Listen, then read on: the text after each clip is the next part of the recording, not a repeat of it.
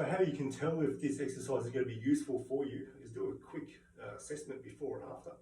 So for shoulders, a really good screen for your shoulder is, can you turn your hand inwards, so thumb down to the floor, and bring your arm up.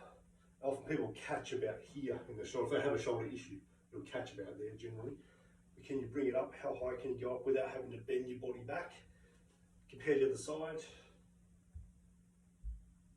So it's a really good test to do. Another one you can do is just internal and external rotation. So the arm just out to the side, so not to the front, not to the back, directly out to the side. Take your arm back that way, take it down that way, without your body arching like this, or your shoulder, when you come in, your shoulder coming in like that. So I go to where, if I go any further, I feel my shoulder wanting to roll. So you just notice where those ranges of motion are, compared to the other side, back, down. So this is external rotation, internal rotation. Note that, notice any pain, where the pain is. Don't push through into pain. Then do the exercise, then reassess.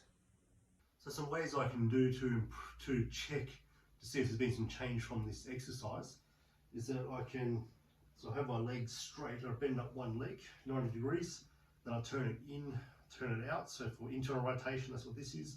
External rotation, see how much motion is there. Or if there's pain in the hip, then do the other side, compare. So I have more motion, external rotation, less motion, internal rotation on this side for me. And then I can try faders test, so your ankle's just above your knee, and just noticing how much distance is your knee to the floor, how much distance, without letting your hip roll.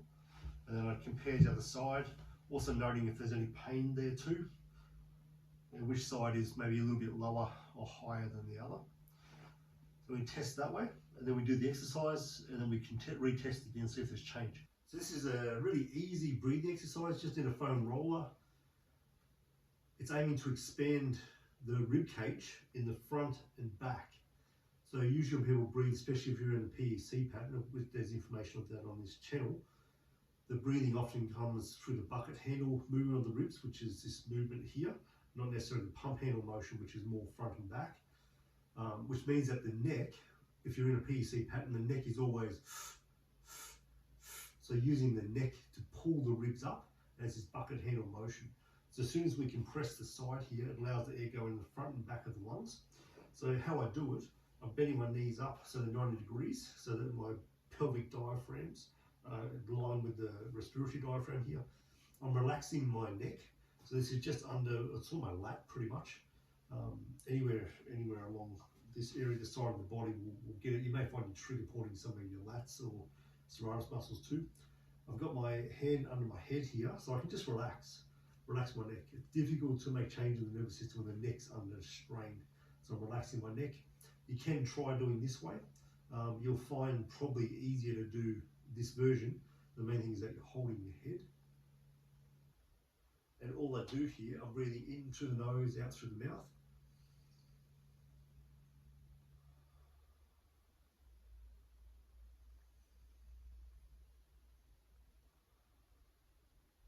That's all it is. I'm allowing my breath to be really soft and easy.